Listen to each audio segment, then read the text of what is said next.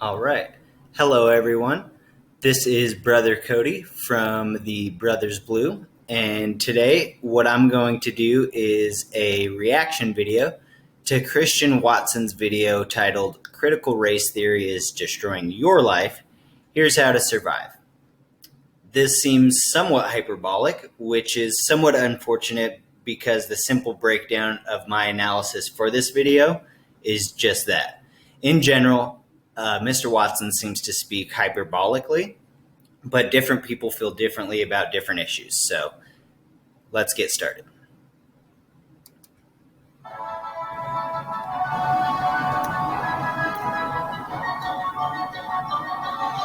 Hello, my friend, look at me, your host, Christian Watson. So, my friends, critical race theory is one of the hottest topics in the American mind right now. You have several states that have either banned it or are trying to ban it. You have several states, and in their education curriculum, you have several institutions that have come out against it. You have teachers and parents who have stood up, arm in arm in the struggle against it as well. Then you also have people who have stood up against the struggle against critical race theory and complain that critical race theory is an important way of understanding American history, because apparently people are marginalized and that sort. Anyway, it's been some. So, right there, he says apparently people are marginalized in somewhat a sarcastic way, as if there aren't marginalized groups in America. So, my own personal opinion is that many different racial minorities face marginalization in America, but transgender people, again, in my opinion, might be one of the most marginalized groups that I can think of off the top of my head.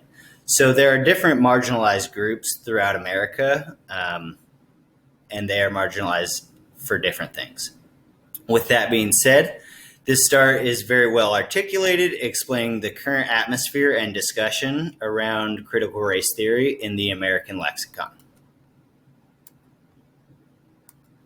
Such a big issue. You've had so many government officials weighing in on this. You have so many cultural officials weighing in on this. It's such a seismic issue of monumental importance.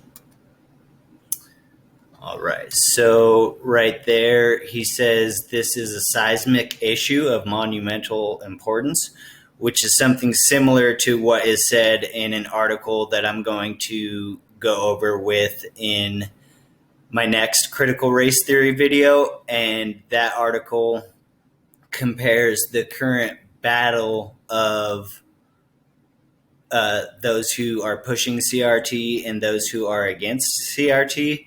He compares the outcome's importance to the importance of the Battle of Normandy. So that seems a little bit hyperbolic to me. But like I said before, everybody feels differently about different issues. Ultimately, I don't think this is a seismic issue of monumental importance. The battle of the ideas. I don't find that part to be this seismic issue. But I think that in the simplicity, in the assumed simplicity of critical race theory, we miss a lot of the reasons as to why it's bad.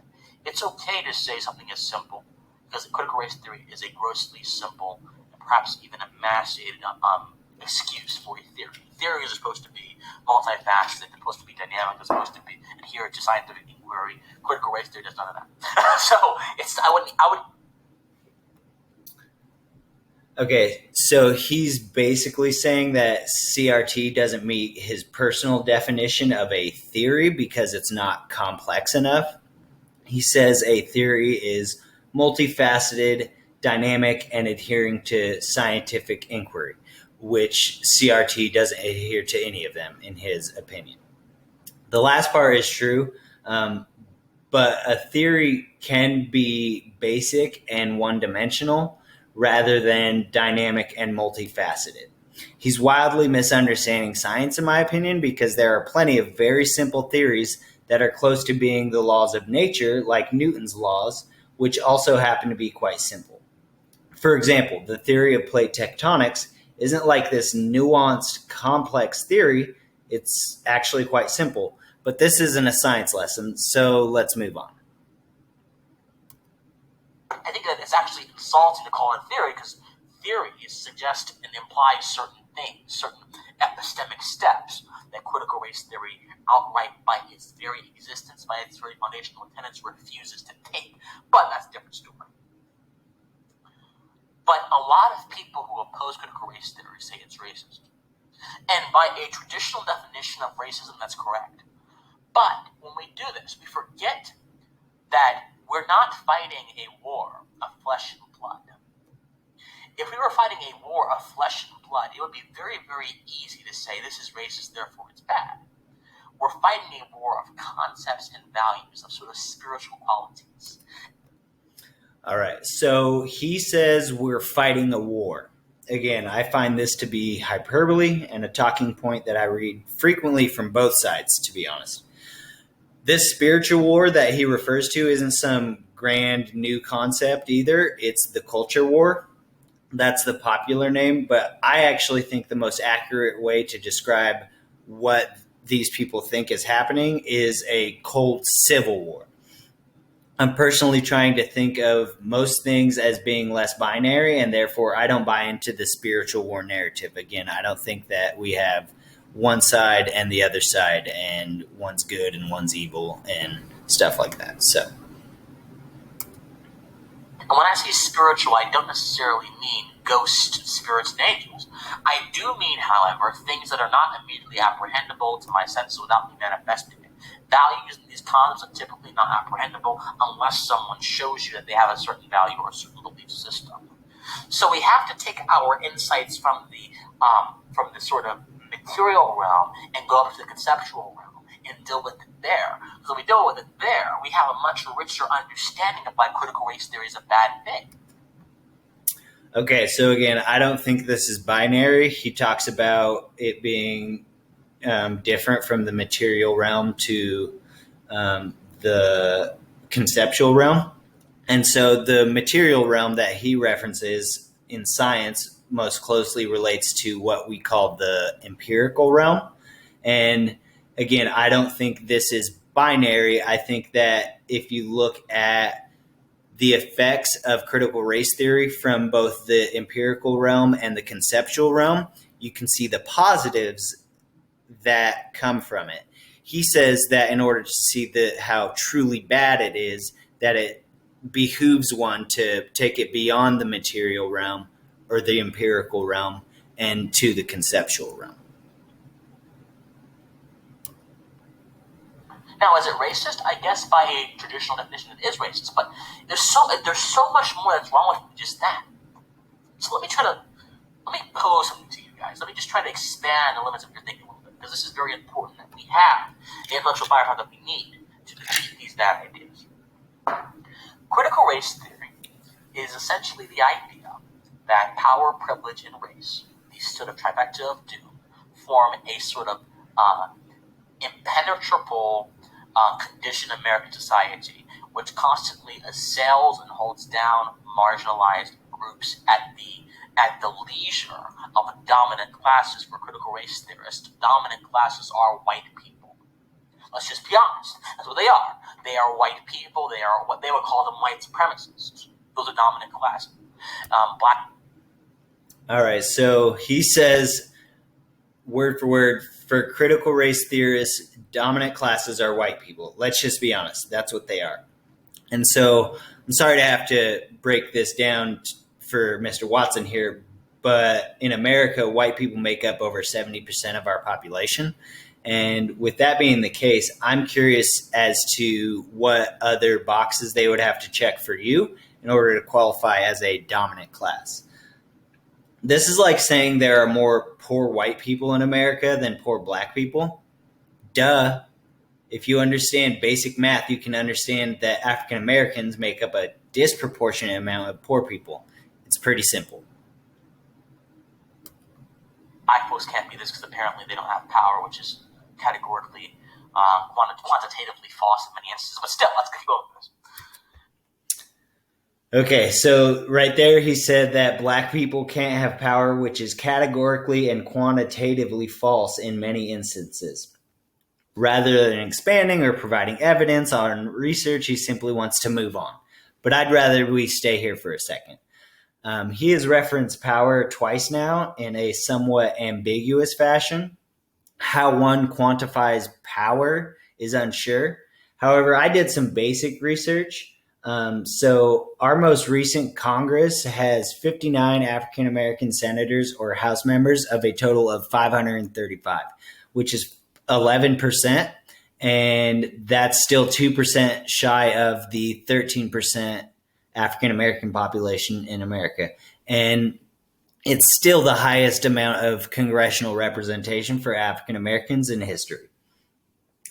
And this is where I challenge one of his original points where he says CRT is this simple theory based on one idea.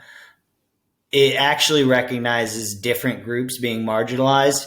And my research into Congress helped me realize that the true underrepresentation there is for the Hispanic population, who make up 18% of our population and represent only 8% of Congress. I also thought I'd do some research on CEO demographics because for some reason our country, they seem to wield a lot of power. Real quick, African Americans make up only 1% of Fortune 500 CEOs, while Hispanic Americans make up less than 2%. And also, women make up only 8% of CEOs. So, considering women are half the population of the world, it's kind of ridiculous that we started out with the idea that America doesn't have marginalized groups. And furthermore, that CRT is this simple basic theory that doesn't recognize other marginalized groups in America. When you have a critical race theory mindset, when you believe things I just told you, you view life through a certain way. You view life as the sum of social interactions. You view life solely in the context of social relations. But is life necessarily solely a social thing? When you're in the recesses of your home, contemplating about things alone, you're still living, aren't you? One may even say you're living a little bit more freely than you would be otherwise. Emerson said that we wouldn't have had someone like Newton or Galileo if they would have been good old boys at the pub. There's something. So here he is essentially saying that CRT has a binary view that states things can only be evaluated through a collective lens without appreciating the greatness that can come from individuality. While CRT in its definition looks at things from a collective lens, most of the critical race theorists that I know personally are able to use critical race theory in their lives while also championing the positive aspects of individualism. Collectivism versus individualism is a whole different conversation. But again, I think great things can come from both and that they shouldn't be mutually exclusive. And this furthers the point that I was making previously about not looking at things in a binary, because collectivism and individualism can reign together in harmony.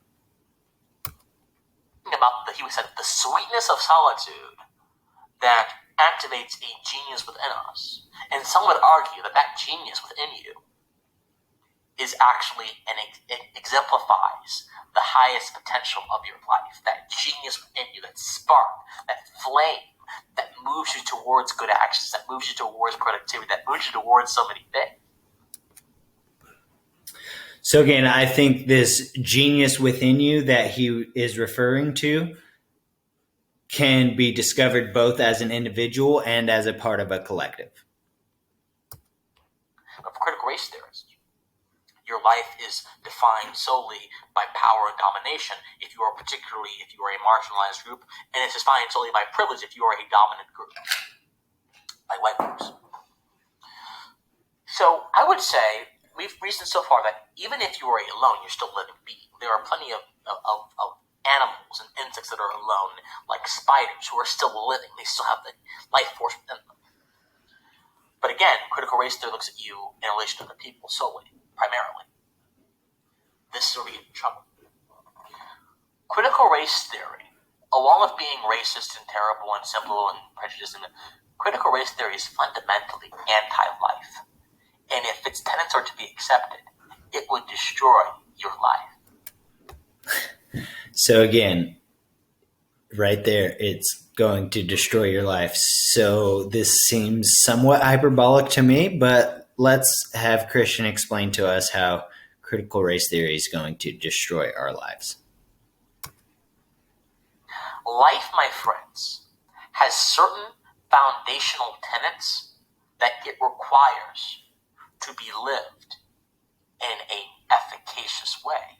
And we're talking about on the base level here. So, for example, there is not a single instance in the animal kingdom of any animal acting solely off of one single vector. If a spider goes to a tree and there is a concealed area of the tree that it might see as good to build its nest or web, the spider is not going to do that if there's always a hawk patrolling that area of the tree. A spider would take into account so many different things, maybe processes them very differently than we do, instinctually, to ensure its self-preservation. A wolf doesn't necessarily hunt on the basis of one thing. Wolves typically stick to packs because a wolf understands that its pack is what will get it the most food, or at least its pack is what it stays with. It's its family. It's the sort of organization. A wolf understands that if you go away from the pack at night into the wilderness, you may not survive. There are so many instances of animal life evaluating the world in a multifaceted way. Instinctually, of course. They don't understand this at the level we understand. We have rationality as human beings. But on an instinctual level, driven and animated by self-preservation, they understand the necessity of having a multiplicity of concepts at your fingertips by which you can access for self-preservation and survival. And for us, we are more than simply to preserve ourselves. We live a bit more than that. So following this analogy was an exercise comparing human nature to animals is always an exercise. We have every distinct advantage and live our lives very differently than animals do, specifically spiders and wolves even. So to directly quote him, he said, they understand the necessity of having a multiplicity of concepts at their fingertips by which you can access for self-preservation and survival. Geez, that's a mouthful. I think the implication here is that critical race theorists do not understand that need to have, the multiplicity of concepts for survival. And they operate as such. And if this is true, then he actually shouldn't be worried because critical race theory shouldn't last very long if it doesn't seek out ways of self-preservation and survival, to quote him. I also think it's funny that he chose the wolf, a pack animal that exhibits collectivism in nature, in his analogy. Life itself is predicated upon that principle, the principle of variations, the principle of understanding what is what, where goes where, what goes here, and how I fit into this sort of cacophony of actions, this sort of cacophony of relationships in this world. That's what life is, my friends. It's not simply the act of breathing, the act of being conscious. It's much more than that. Life itself necessitates a very complicated view of the world, a very multifaceted, deep view of the world. Whereas critical race theory wants you to view life through a single lens, that is a lens of domination or a lens of oppression. All right, so I don't want to only be critical here, and something that I like is him talking about life being meaningful and having a worldview that is multifaceted is important. I disagree that CRT has a single lens view, as stated previously. Critical race theory is therefore life by posing an emaciated view of what life is and using that to craft policy prescriptions which have tangible impacts on people's lives as a means of rectifying the issues they proclaim exist.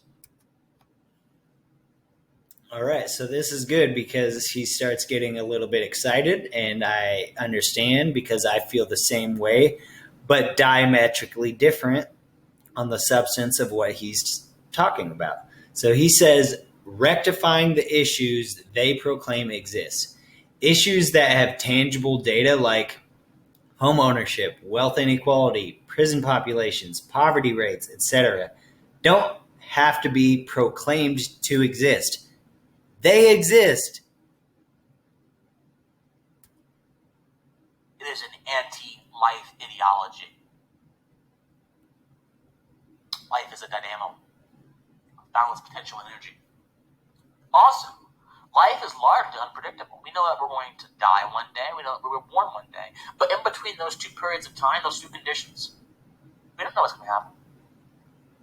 The potential, the vastness of the unknown in our lives is one of the things that keeps us going. Because if we knew everything in life, if we knew everything about life, it'd be a rather boring endeavor.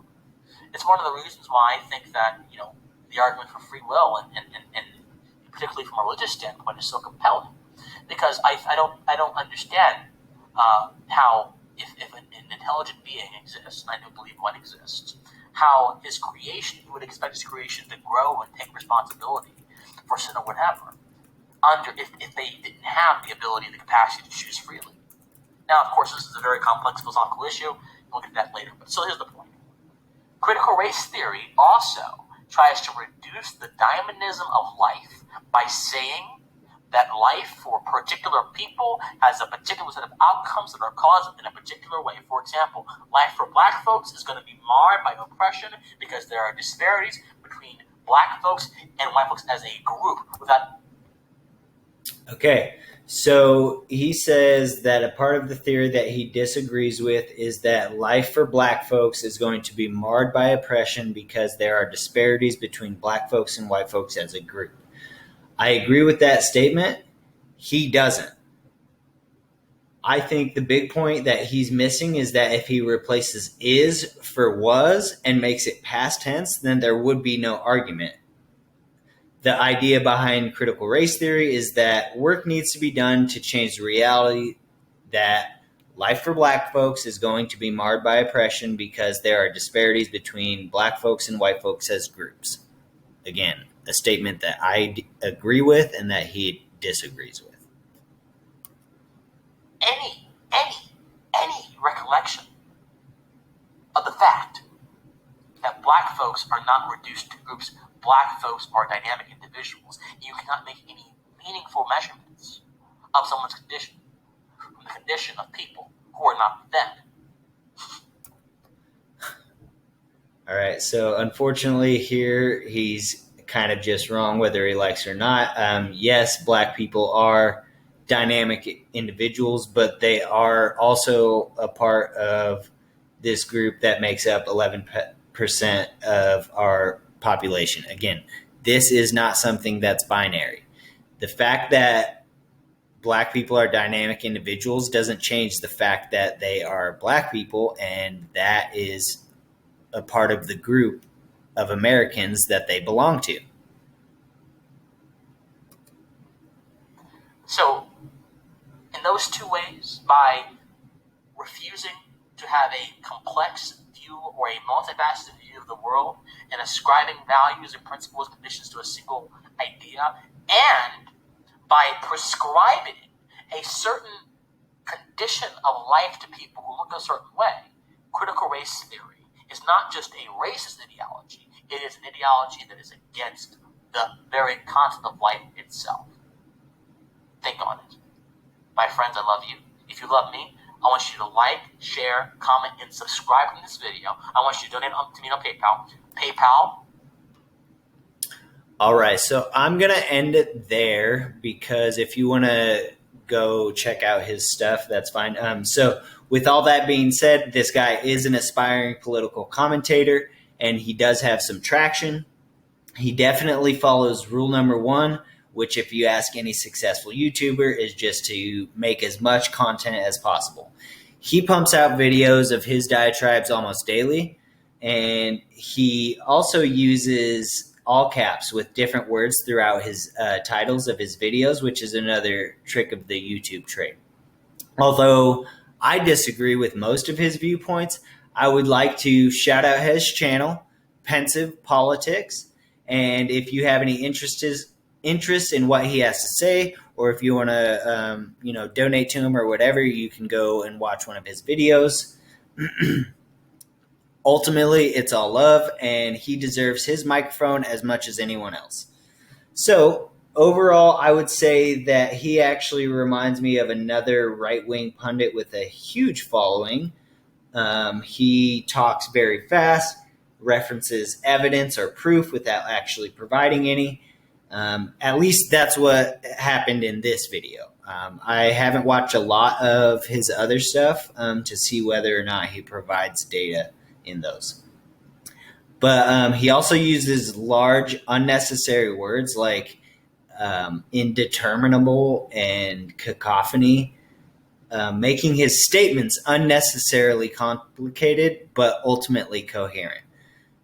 This same analysis could be ascribed to Ben Shapiro. I'll be doing another video on critical race theory, and I know what you guys are thinking, like, oh, you didn't show data, but you called him out on data. In that video, I will provide the data regarding the things I talked about, like home ownership rates and poverty rates and things like that. So I may or may not do that with my brother. But until next time, remember, friends, knowledge is power.